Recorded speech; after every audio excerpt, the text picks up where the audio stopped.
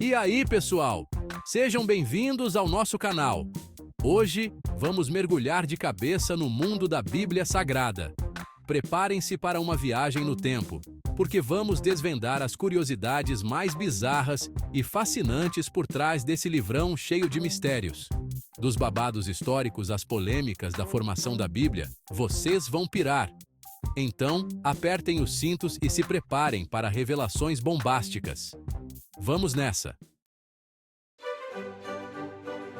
Você pega a sua Bíblia toda bonitinha, mas nem sempre foi assim.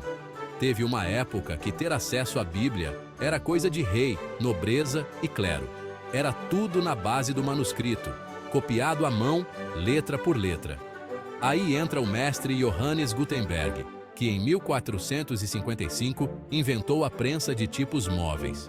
E adivinha qual foi o primeiro grande projeto? Acertou quem disse Bíblia.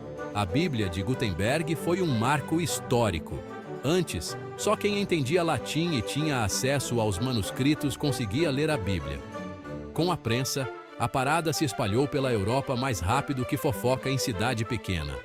A invenção de Gutenberg democratizou o acesso à Bíblia, tornando-a o livro mais lido, relido e reproduzido da história. Pensem no impacto disso. A Bíblia moldou culturas, influenciou leis, inspirou artistas e escritores por séculos. E ainda hoje, existem exemplares originais da Bíblia de Gutenberg, preservados em museus e bibliotecas pelo mundo.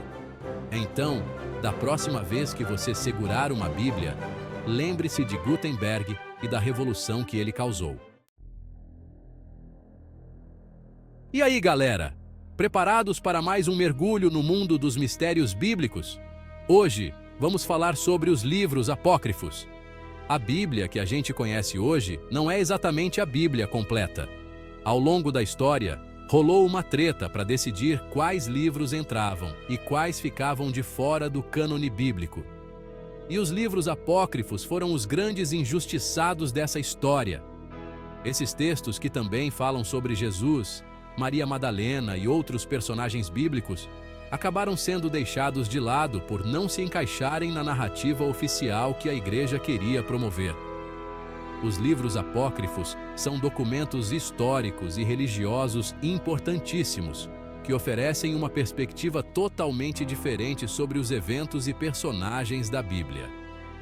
Um dos livros apócrifos mais famosos é o Evangelho de Tomé, que apresenta uma visão bem diferente de Jesus, mais mística e filosófica. Já o livro de Enoque fala sobre anjos caídos, gigantes e outros seres fantásticos. Esses livros são como peças de um quebra-cabeça que, quando encaixadas, revelam uma imagem muito mais complexa e fascinante da história do cristianismo.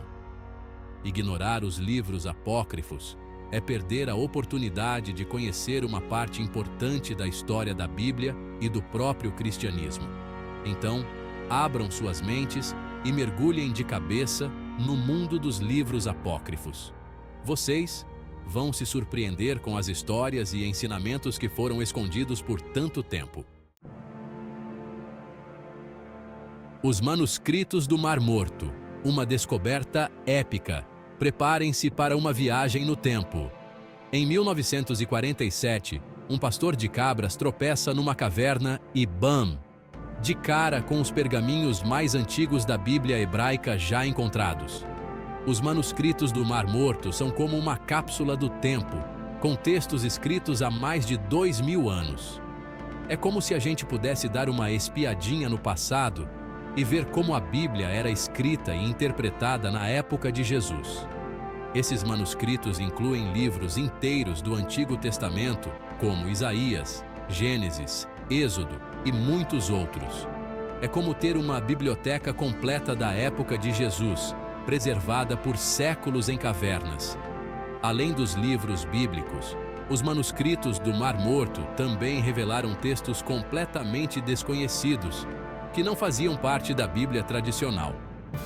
A descoberta dos manuscritos do Mar Morto foi um marco histórico, que revolucionou a forma como a gente entende a Bíblia e a história do judaísmo e do cristianismo.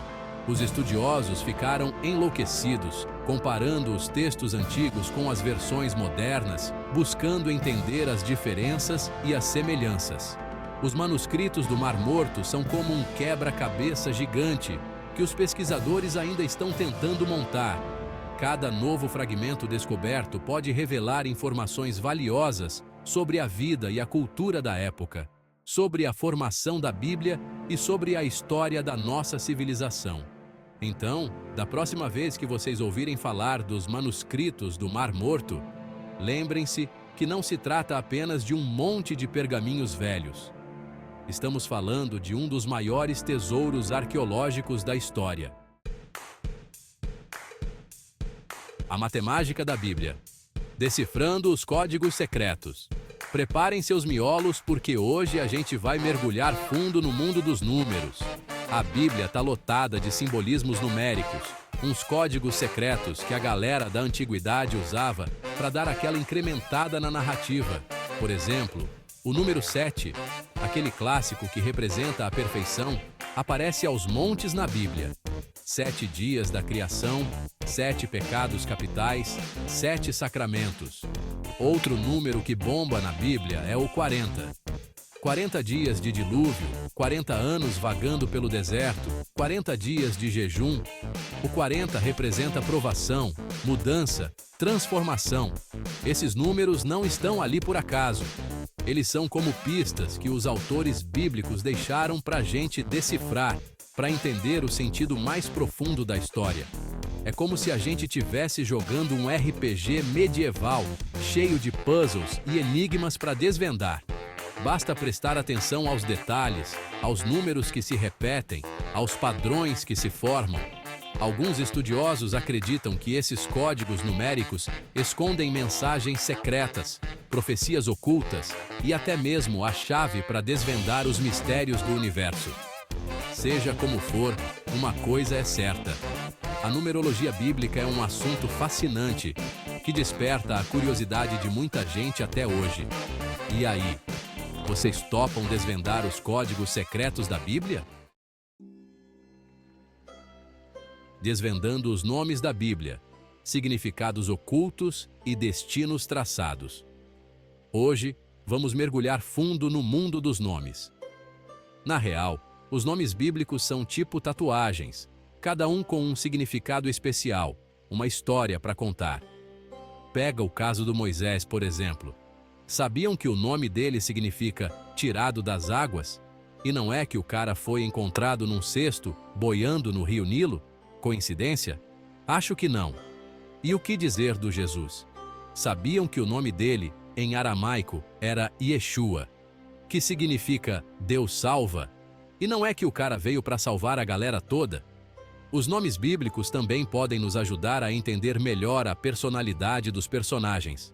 Por exemplo, o nome Pedro, que significa pedra, faz todo sentido quando a gente lembra que ele foi escolhido por Jesus para ser o alicerce da igreja. E a Maria Madalena? Sabiam que o nome dela significa torre? E não é que ela foi uma das discípulas mais fortes e leais de Jesus? Então, da próxima vez que vocês lerem a Bíblia, prestem atenção aos nomes. Não os deixem passar batido, como se fossem apenas um conjunto de letras. Mergulhem fundo no significado deles. Busquem suas origens, suas histórias. Vocês vão ver como a Bíblia se torna muito mais interessante e fácil de entender. E aí, galera? Chegamos ao fim de mais uma expedição pelo mundo do conhecimento. Espero que vocês tenham curtido essa viagem pelas páginas da Bíblia e descoberto um monte de curiosidades iradas. Quero saber de vocês, qual dessas curiosidades bíblicas mais te deixou de cabelo em pé? Foi a história da Bíblia impressa por Gutenberg? Os livros apócrifos? Ou os códigos secretos e os nomes cheios de significado? Deixem aqui nos comentários. Se vocês curtiram o vídeo, deixem o like, se inscrevam no canal e ativem as notificações para não perder nenhum vídeo novo. Valeu, galera, e até a próxima!